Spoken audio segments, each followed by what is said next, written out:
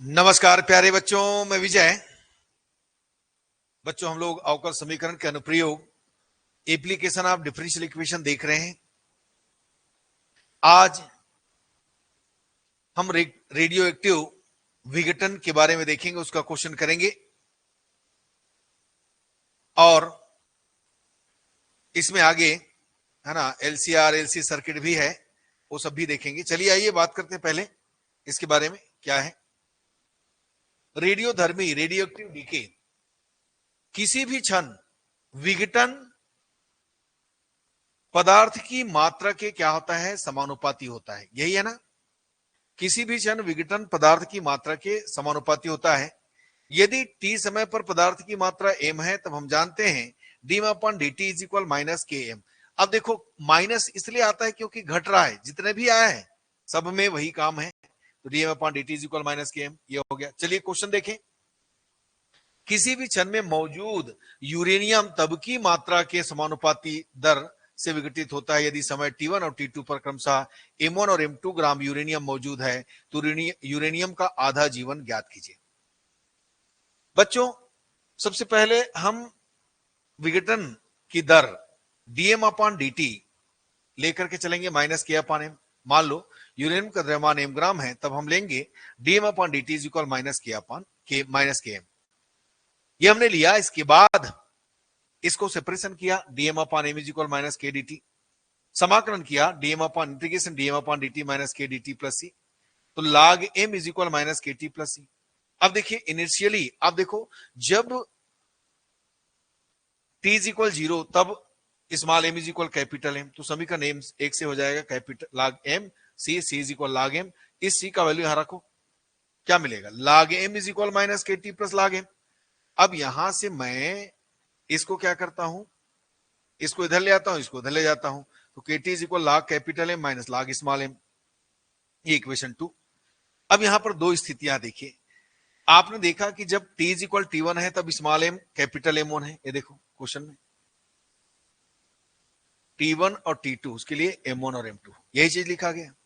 अब इन दोनों को यहां पर रखिएगा, तो सबसे पहला जो आया kt1 log m minus log m1 और kt2 log m minus log m2, दोनों रख दिए।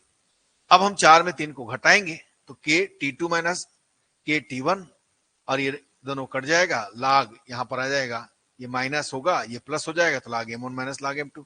तो k हम कॉमन निकाले, t2 minus t1 is equal log m1 upon m2, तो k हमको मिल गया log m1 upon m2 upon t2 minus t1।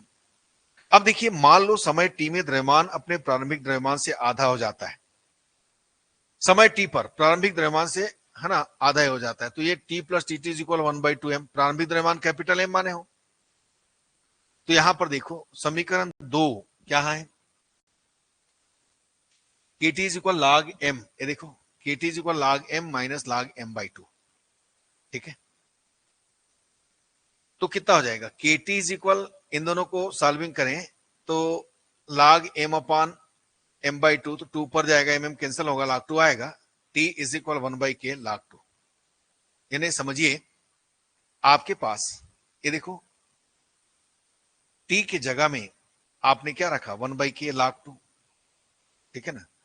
तो ये हमारे पास यहां पर k का वैल्यू समझिए, है ना, यहां पर हम k का मान रख देते हैं, k का ऐसे लिख दो, k का मान रखने पर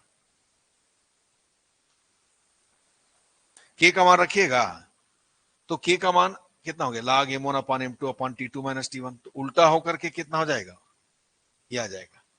तो इस k का वैल्यू यहां रखना है, तो यही हमको क्या करना था, निकालना था प्यारे बच्चों। अब आता है मुक्त दोलन, फ्री ऑसिलेशन।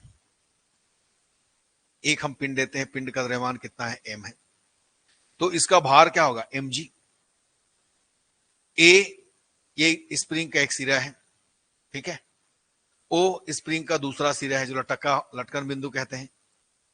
यहां से ए बी के बीच का जो डिस्टेंस है उसको ई, है ना, माने संतुलन में लटके हुए पिंड का बढ़ाव है, बढ़ा हुआ इनर्शियली, तो ये है समझो। अब बीपी इज इक्वल कितना है, वाई, पिंड का भार mg, के क्या है, प्रत्यानयन बल है, रिस्टोरिंग फोर्स। तो हमेशा प्रत्यानयन बल क्या होता है, अपोजिट डायरेक्शन में लगता है। जब जैसे कि आप पेंडुलम वाले में जानते हो ना, जब हम पेंडुलम को ऐसा करते हैं तो अपोजिट डायरेक्शन में क्या लगता है, प्रत्यानयन बल लगता है, रिस्टोरिंग फोर्स। तो वही बात है, ये अपोजिट डायरेक्शन में के ई प्लस वाई, ये क्या होगा, प्रत्यानयन बल लगा। तो बी पर संतुलन के लिए, इस बी पर संतुलन के लिए, है ना, ये तो बढ़ाव है इसका, T is equal M g is equal k e, T is equal M g यानी भार, वेट, है ना, इसी को हम टी कह रहे हैं। तो किसी समय टी पर द्रव्यमान पी पर, है ना, द्रव्यमान पी पर है, तब एम का गति का समीकरण, गति का समीकरण आपको पता है ना, F is equal M A क्या होता है, M G, F is equal M G, F क्या होता है, M A, M D two X upon D T square, यही तो M D two X upon D T square is equal. अब देखो आपके पास एक चीज ध्यान देना, ये एम जी इधर लग रहा है, अपोजिट डायरेक्शन में ये लग रहा है, तो भाई हमको तो नीचे दिखाना है ना, तो नीचे एम जी प्लस होगा और ये माइनस होगा, यानी टोटल नीचे की ओर हमारे पास क्या आ जाएगा, M G minus K E plus Y, ठीक है ना, ये एफ के इक्वल हो जाएगा, समझो। तो ये हमारे पास आ गया। अब y की जगह हमने क्या लिया है, x लिया, तो x ले दो, कोई दिक्कत नहीं है, x इधर लिया तो x भी इधर ले लो, तो M D two X upon D T square M G minus K E minus K x.